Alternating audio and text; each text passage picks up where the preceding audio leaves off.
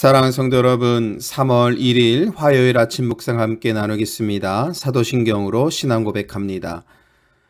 전능하사 천지를 만드신 하나님 아버지를 내가 믿사오며 그 외아들 우리 주 예수 그리스도를 믿사오니 이는 성령으로 잉태하사 동정녀 마리에게 나시고 본디오 빌라도에게 고난을 받으사 십자가에 못 박혀 죽으시고 장사한 지 사흘 만에 죽은 자 가운데서 다시 살아나시며 하늘에 오르사 전능하신 하나님 우편에 앉아 계시다가 저리로서 산자와 죽은 자를 심판하러 오시리라.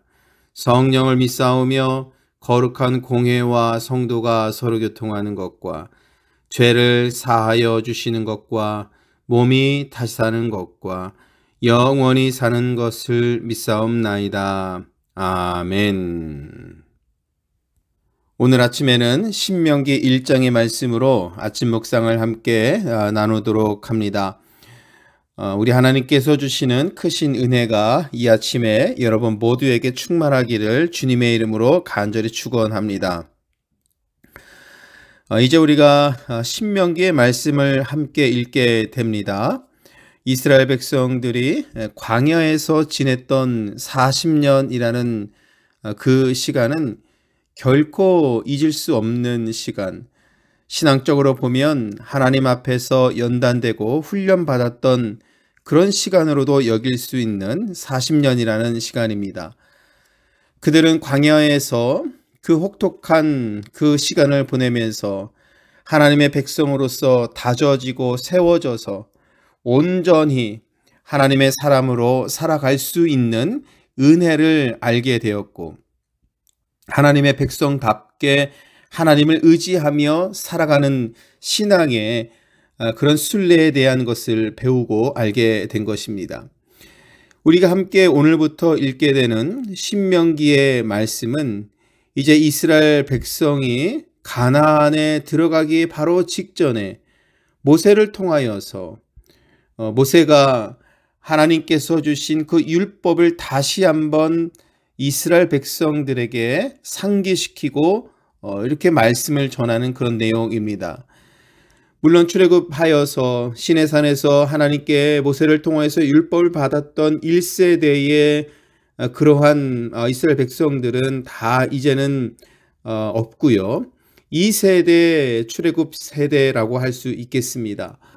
그들에게 하나님의 율법을 전하고 하나님께서 그들을 사랑하신 역사를 말씀하고 이것을 통하여서 가나안에 들어가서 거룩한 하나님의 백성으로서 살아가는 가기 위한 그 말씀을 모세는 신명기에서 남겨 두었습니다. 그러므로 이 말씀은 과거에 하나님께서 베푸신 은혜, 시내산에서 주신 율법을 통하여서 주는 권면의 말씀이지만 그 말씀이 미래를 이룰 그 말씀이라는 것입니다. 과거와 이 말씀이 선포될 때의 그 현재 상황, 그리고 가나안 땅에 들어가서 그 미래에 하나님의 백성으로서 살아가야 할 그 내용, 이것이 다 담고 있기 때문에 저는 신명기의 말씀을 읽을 때마다 과거와 현재와 미래가 다 포함된 하나님의 거룩하신 말씀이다라는 것을 늘 생각을 합니다. 그리고 신명기의 말씀은 구약의 역사서를 전체를 끌어가는 그 기차로 따진다라면 맨 앞에 나머지 기차를 끌어가는 그런 힘과 같은 것입니다. 신명기의 말씀 속에서 모세를 통해서 하나님께서 주신 그 말씀이 이스라엘의 역사서에 나와 있는 모든 내용의 기준이 될 수 있는 것이지요. 그러므로 신명기의 말씀을 우리가 명확하게 읽고 하나님의 뜻을 마음에 품고 있다라면 후에 우리가 역사서를 읽으면서도 보다 분명하게 하나님의 뜻을 분별할 수 있는 은혜를 누리게 될 것입니다. 저는 이와 같이 신명기의 말씀을 읽으면서 1장 2절에서 이 장소에 대한 언급이 나오는데 이 말씀을 읽으면서 날마다 생각하는 그런 것이 있습니다. 2절 말씀을 읽어드리죠. 호렙산에서 세일사를 지나 가데스 바네아까지 10하룻길이었더라. 여러분, 여기에서 호렙산은 신의 산을 의미합니다. 이스라엘 백성들은 신의 산에서 율법을 받고 하나님께서 명령하신 대로 나아가면서 광야 생활의 시작이 되었지요. 가데스 바네아, 여기는 이제 가나안 땅을 바로 목전에 두고 있는 그 땅입니다. 그런데 호렙산에서 가데스 바네아까지가 10하룻길이었다라 말씀하는 것은 실질적으로 그들이 광야에서 제대로 길을 찾아서 왔다라면 10하룻길 만에 올 수 있었던 그 길이 바로 가나안 땅이라는 것입니다. 그런데 이스라엘 백성들은 10하룻길 만에 올 수 있는 그 길을 40년이나 보냈다라는 의미가 1장 2절 말씀에 담겨 있는 것이죠. 물론 이 말씀은 많은 의미를 담고 있겠습니다만, 그러나 하나님께 온전한 마음으로 순종하는 마음으로 하나님의 뜻을 이루려는 그 마음으로 이스라엘 백성들이 나아갔다라면 과연 40년 동안 하나님께서 그들을 광야에서 지내게 하셨을까라는 생각을 하게 되지요. 1장 말씀을 읽어보면 이제 땅을 정탐할 사람을 보내게 되고 그 보냄을 받은 사람들 사이에서 의견이 엇갈리게 되고 어떤 사람들은 그곳에 들어가기 두렵다 말하는 사람이 있지만 여호수아와 갈렙 같은 경우는 그 땅에서 하나님께서 이루실 것을 꿈꾸는 그러한 의견을 내놓기도 합니다만, 그러나 결국 하나님께서는 그들이 가야 할 방향을 돌려서 광야로 들어가게 하셨다라고 1장에서 말씀하고 있는 주된 내용인 것입니다.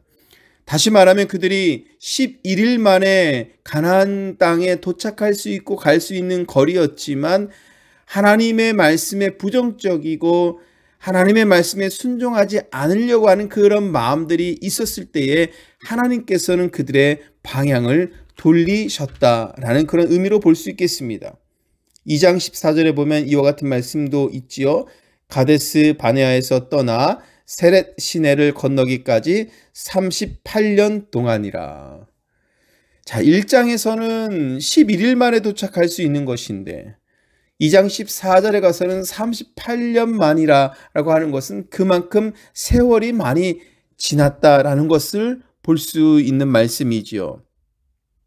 그러므로 사랑하는 성도 여러분, 우리는 기억해야 합니다. 하나님께서 우리를 사랑하셔서 우리가 하나님의 뜻에 순종하고 온전한 하나님의 사람으로 세워져 있다라면 10하룻길만이라도 하나님께서 늘 인도해 주실 수 있지만 그 하나님의 말씀에 순종하지 못하고 그렇게 우리가 신앙생활을 한다라면 10하룻길을 40년 길로 하나님께서 방향을 돌리실 수도 있다라는 점을 우리는 기억해야 합니다. 그러면 우리는 무엇을 해야 합니까?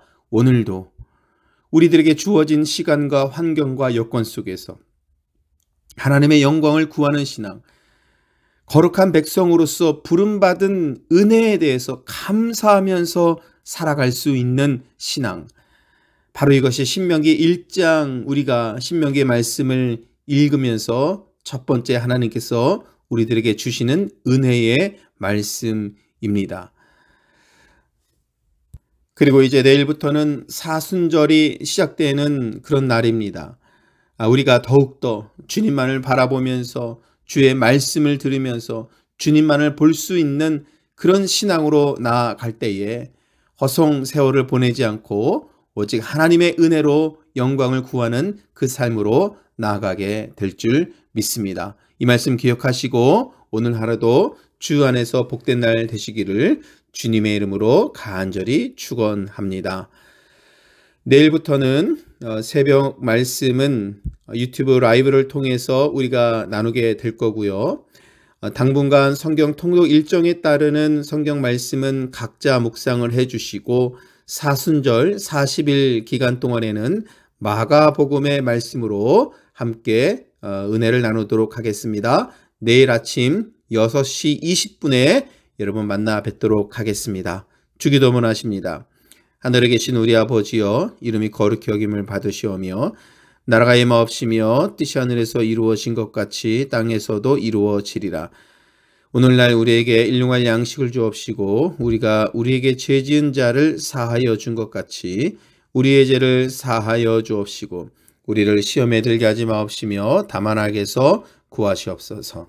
되게 나라와 권세와 영광이 아버지께 영원히 쌓옵나이다. 아멘.